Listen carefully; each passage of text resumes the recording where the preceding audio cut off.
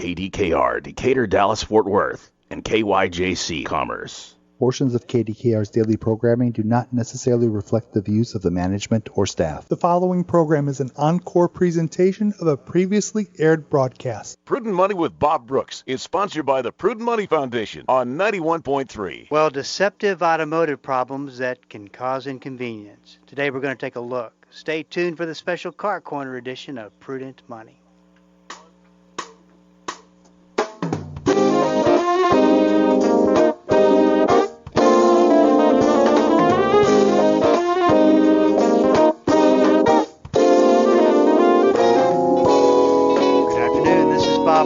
And you are listening to the special Car Corner edition of Prudent Money. Thank you so much for joining me today. You know I do appreciate it. Tony Joe is in the studio today and is here to take your Car Corner questions. The number to call is 1-877-913-5357. You can also go to the website at www.prudentmoney.com. Send a question in and we'll get you taken care of.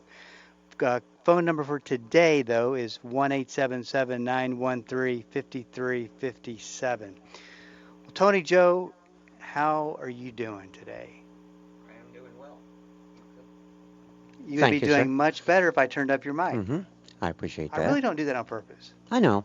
You say that, but I don't know. Anyway, I'm doing fine. Thanks for asking. How are you? I'm good. I'm a little disturbed because I know that. All the listeners know that. You're funny. You know, the similarities. That's funny. A friend of mine's calling me right now. That I've known for 37 years. Mm-hmm. We figured this out the other day. And he knows that I have a radio show at 3 o'clock. Right. And he's calling me. Wives, kids, and friends. Yeah. They all do that. They all do that. So. Do like I do. Just don't carry a phone. Just don't own one. And that will never happen. Hey, Bob, let me ask you, has that ever happened to me on this side of the table? No, I can't say that it has. And you know why? Because you don't really have a phone. Correct. Well, you see what the great thing about listening to the Prudent Money radio show is that now everybody that listens can say, that guy, that one person who doesn't own a phone, it's Tony Joe. Yep. There's somebody in this world that actually doesn't own a cell phone. And, you know, I razz you about that, but I think that's pretty cool that you don't own a cell phone. Mm-hmm. Well, you know, I purchased many of them, though. Bob, I bought one for each one of my kids when they turned 16. And back then, you had to sign a 2-year contract and slap your credit card down, and then you had minutes, remember? Mm-hmm. Did you have a phone back when you went over your minutes? Well, my kids always went over their minutes. And I'd yell at them and pay the bill. And I'm quite a bit older than your kids, but I had a bag phone. Do you remember the bag phone? The portable phone that came in a bag you pulled out. It just looked like a regular receiver. No, I don't remember that. But really? What they called it, a bag phone? It was a bag phone. Yeah. I remember the ones in the cars. Customers used to come in. They had great big huge box with a receiver on it, a telephone receiver. You know, the looked like it weighed a ton. The receiver with the cord was a cool look, I thought. I always thought mounted in your car, it was really a cool look. But anyway, I still miss the old, well, you wouldn't even know. The bag phone. Yeah, the bag phone. Go figure. I knew a female that played the bagpipes in high school in a marching band. This story's going south. Okay, never mind.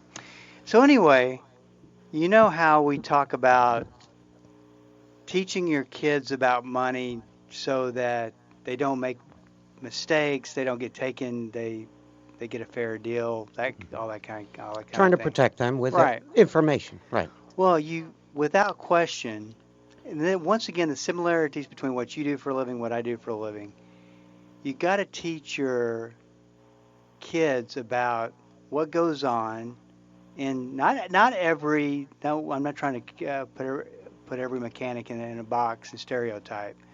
Just the ones who are going to take advantage of the situation. Mm-hmm. See a kid coming in, or anybody that walks in looking a little bit clueless. That would be me. Only on the cars thing. No comment. So, Yeah, I didn't want to tee you up and for that one. So my son goes to get his oil changed before he comes back from driving from North Carolina to Dallas. Mhm. And I said, as a safety catch-all, I said, Blaine, if you're going to take your car to get the oil changed and they offer you anything else, or you have a choice of anything, call me first. Good. And so I thought, that's going to cover everything. Now, I'm not really sure if he had synthetic oil in his car to begin with. I couldn't tell you, or if it was regular oil. But they didn't ask anything. They didn't give him any choices or anything, and they put the most expensive oil in that car. Oil change was $70 in Hickory, North Carolina. Well, let's start off by examining the synthetic oil thing. And I am not a big proponent of fully synthetic oil. Is it better? Yes. Does it lubricate better? Yes, it does. It does all the things that you want it to do better. However, I believe in using what we call a synthetic blend, which is basically organic oil with some additives in it, which is about the cheapest oil you can buy now. Now, I don't mean cheap oil like Walmart unbranded oil that has no name on it. I'm talking about less expensive oil. And the reason, just to remind you, Bob, I know you want to talk about your son's oil change, but the reason Not I'm really. not a big proponent of synthetic oil is because even though you're using synthetic oil, the same oil filter is being used regardless of what kind of oil you use. And that oil filter needs to be replaced every now and then. And it needs to be replaced many, many miles before the oil is recommended to be replaced. Some of the mobile ones that can go 25,000 miles without changing it, maybe so. I wouldn't dare ever try it, but maybe it could.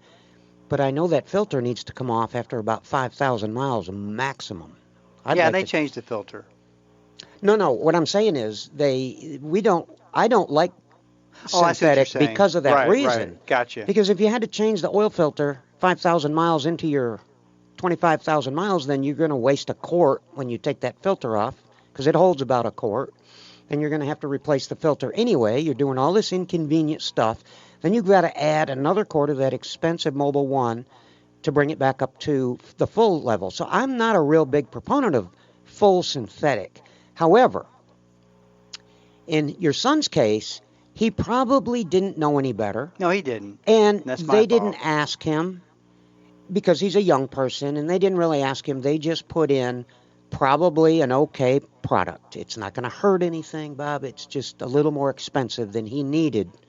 But for what it's worth, I mean, when really kids are wasn't- 18 years old, isn't he 18? I mean, No, they he's don't know. 20. Okay. But the thing is, I guess it wasn't the cost. Well, a little bit of it was the cost. Kind of ticked me off. But it was, did he do something harmful to his car? It's the first, because you mixed up. If it's on one type of oil, you've always said it's best to keep it on one type of oil. Right.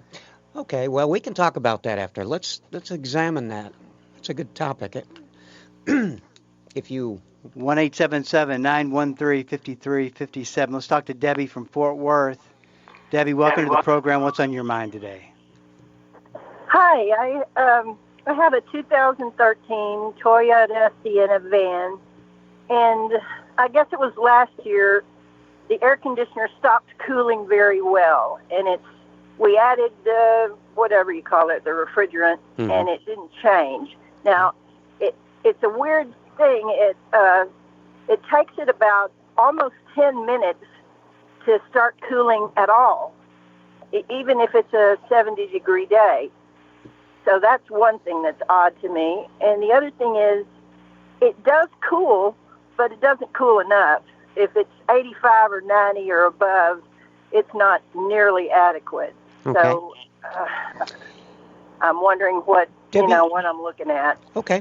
Just let me ask you a couple of things. Did you have the refrigerant added by a shop, or did you put it in, your husband put it in? I mean, My brother put it in. Okay. Now, the next question is, does this Sienna van have rear air as well as front air? Yes. Okay. Did you, by chance, know if he was running the rear air on full max when he put the Freon in? I don't think so. Okay. Simple overlook here. What you're going to have to do is get your brother back out there, grab him by the scruff of the neck, get him back out there with his gauges and his can of Freon. You got to turn both units on full blast. No, by that I mean you turn the front unit on high blower, you turn the temperature all the way down into the blue or cold as it'll go, put it on max AC. You do the same thing in the rear. You want it on high blower, you want it working. We're trying to get the air conditioner to really struggle. We want it to really work hard. And the other tip I will give you when you're trying to get that air conditioner to work hard is open the back hatch, the back tailgate, and roll all the windows down. We want to invade the inside of the car with as much heat as we can get in there. Then have him refill it. He will find out it's going to take more now. Now, we don't want to overfill it, but we do want to fill it back up to where when you're done filling it, I don't know if he's using gauges or if he knows. Yeah, it's just something we bought at auto supply place that had gauges on it. Okay, well, if he's got gauges, then that's good. And we want, when you're done, just so you know, when you're done, both front and rear units, if you had a little thermometer you could stick up in there, should be blowing about the same temperature, within a degree or two. Okay. And that way you'll know it's full. Okay? All right. So you think that's the problem, not some compressor going out or something like that? Well, if it gets cold, the compressor isn't the problem. Compressor can't be bad if it gets cold at all. Well, it gets cool. Hey, Debbie, but, hang on with us over the break. This is Bob Brooks. We're up against the break. Stick around. 1-877-913-5357. We'll be right back. The Word for Today is excited to announce the new official online home for the ministry of Pastor Chuck Smith and K. Smith, pastorchuck.org. At pastorchuck.org, you'll have instant access to thousands of hours of verse-by-verse teaching by Pastor Chuck Smith from Genesis through Revelation, and full access to special messages on subjects such as prophecy and much, much more. Also at pastorchuck.org, a full library of great teachings by K. Smith, and a section where you can read some of Pastor Chuck's books online, all free of charge. So visit the new official online home of the Word for Today and the ministry of Pastor Chuck and K. Smith, pastorchuck.org. Hi, this is Bob Brooks, host of the Prudent Money Radio Show. Well, the stock market is in a confirmed bear market. What do you need to know? Well, first you need to know how bear markets really work. Second, an investment that has consistently made money in past bear markets. And third, what steps to take today.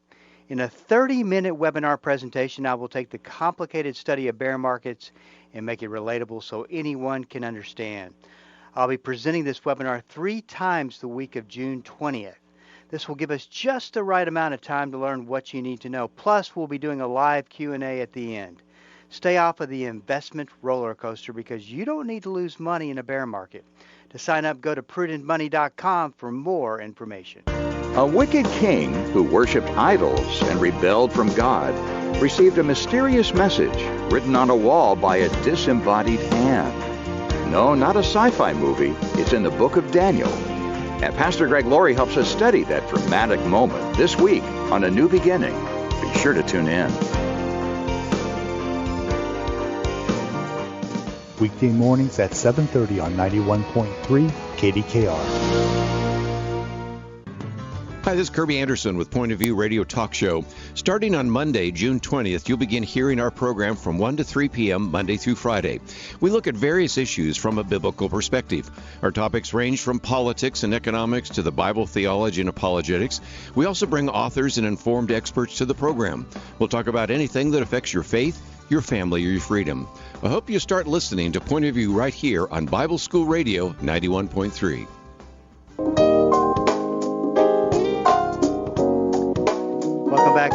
Bob Brooks, and you are listening to the Special Car Corner edition of Prudent Money. 1-877-913-5357. Debbie, you still with us? Yes, I'm here. Okay, sorry about that. The break sneaks up on us. What were you saying there right beforehand? We will try the procedure that you described about turning both air conditioners on full blast and adding the refrigerant that way. Right.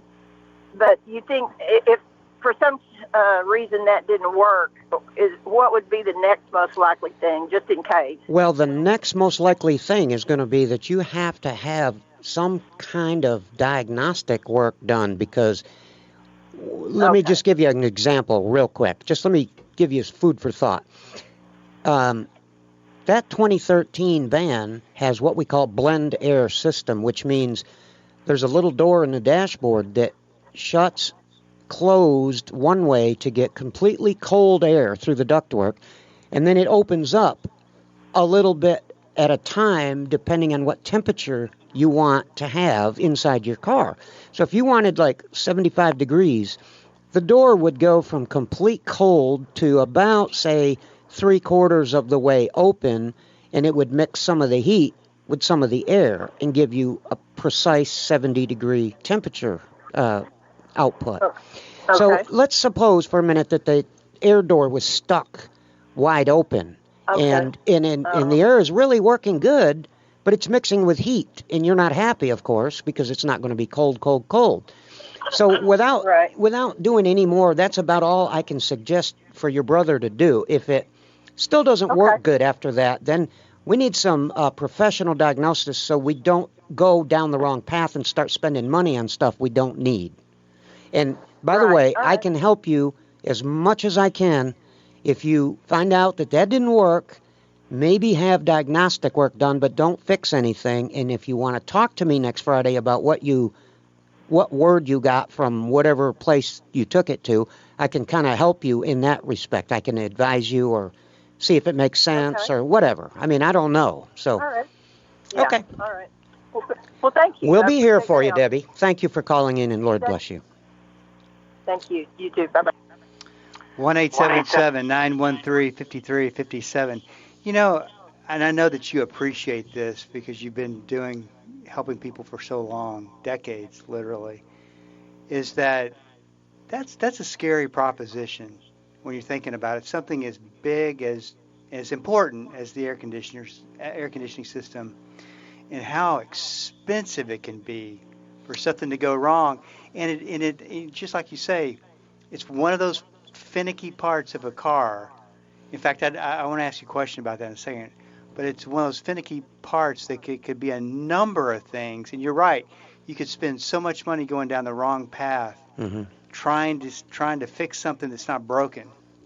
I'm a firm believer in diagnostic work first, because it's usually not that expensive to get the diagnostic work done. In some cases, yes, but when you spend X amount of dollars for the diagnostic work and you only have to spend $50 on the repair, it offsets, believe me. It's worth it. Because sometimes you can just start throwing money at things and, it doesn't do any good, and, you've tried everything and it still doesn't work and you get frustrated. It's just not a good practice in automotive repair. Let me ask you a question, and this is off the top of your head. You and I didn't talk about this earlier. If you had to rank car problems, which one ends up being the hardest part of the car to actually diagnose, that could potentially cause you the most problems? I would have to say that would fall under the category of powertrain management, as in drivability problems. The check engine light comes on and the car does this, and you're not sure why, and you, like we've talked about many times, there's codes available, and you think, let me look at the codes, which I suggest you do, but you don't use those codes as biblical guide to fixing the car. The codes are trying to tell you something, and it's up to you to interpret what's causing the car to do this, what codes I've got available to me and how they would involve themselves or factor in, and what other symptoms am I seeing here. And it's a boiling pot of factors. You got to think about everything and try to determine what could be going on, and sometimes it's very difficult. It takes hours and hours to figure it out. So that's probably one of the most difficult ones. So what's the talk about this diagnostic process from another standpoint? You're a mechanic, you want to bring in income, you don't want to spend hours upon hours of trying to go through the diagnostic process. I mean, from a mechanic standpoint, you can quote 100, but it could cost $400 of your time, right? Yes. So as a consumer, what should you look out for? Well, here's the thing. Now, that's the million-dollar question right there. This is where you cross the borderline between guys who are just in it for the quick buck and guys who pride themselves in good workmanship. Now, I know this is going to be hard for a lot of guys to hear out there, especially guys that are mechanics, but if you really want to do a good job and you really want to find out what's wrong with that car, you may not get paid for some of your time, except if you look at it the way I do. I can spend way more hours than I can charge for diagnosing a particular problem. And yes, I'm going to lose, and who wants to do that? Well, I do. You know why? Because next time when I see that, no, what I'm saying is you learn. Makes total sense. You never stop learning. You never stop learning. Right. I'm the oldest mechanic I ever knew at this point in my life, and I'm still learn every day. So I guess it depends on who's in it for the quick, fast buck and who's in it for pride. I guess that's the best way to put it.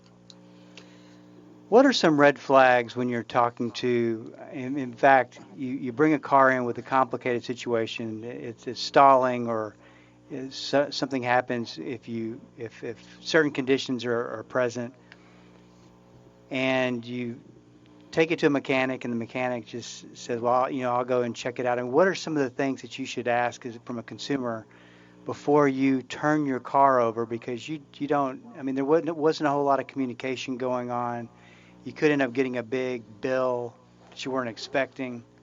Talk a little bit about that. Well, I would say to the consumer who is not familiar with the place that they're at and they're not sure how to trust or not this place, you might want to, first of all, you can ask any questions you want. And my philosophy has always been, after watching for years and years, I've noticed that if you ask a question, you may be a female, you may be an uninformed male who doesn't know anything about a car, and I don't mean female, I mean females generally don't know much about a car. So you're going to ask questions, and the mechanic or the technician is going to explain it to you. And here's my philosophy. If he can't articulate it in a way that you can understand, then maybe the communication barrier is not ever going to be where you need it to be with your mechanic. And maybe that's not the place to go.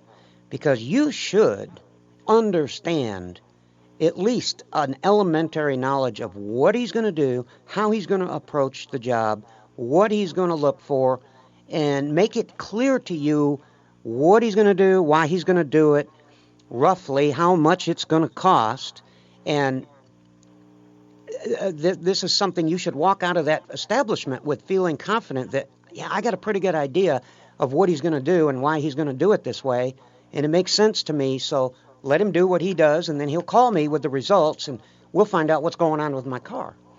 Because it's important that you understand, whether you know anything about a car or not, you're going to know a little bit more every time you take your car in for a repair.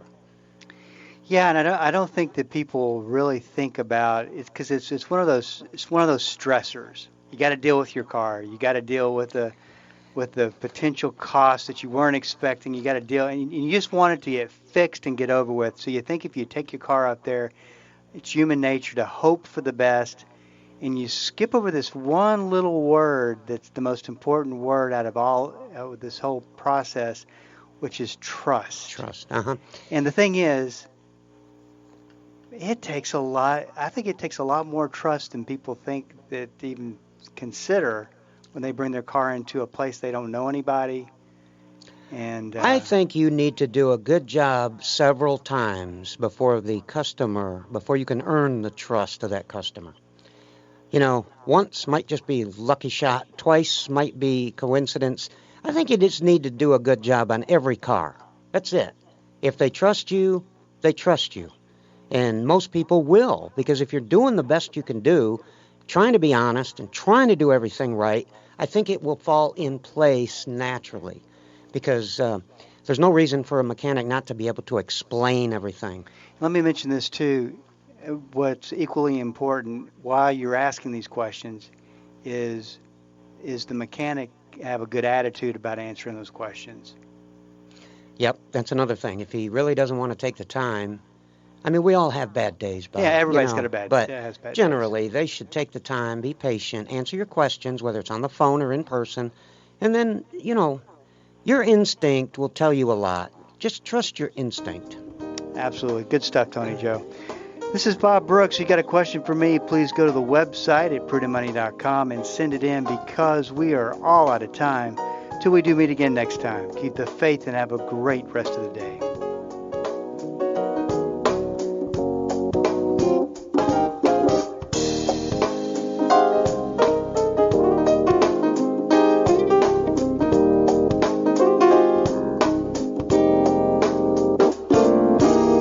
That's all the time we have for today.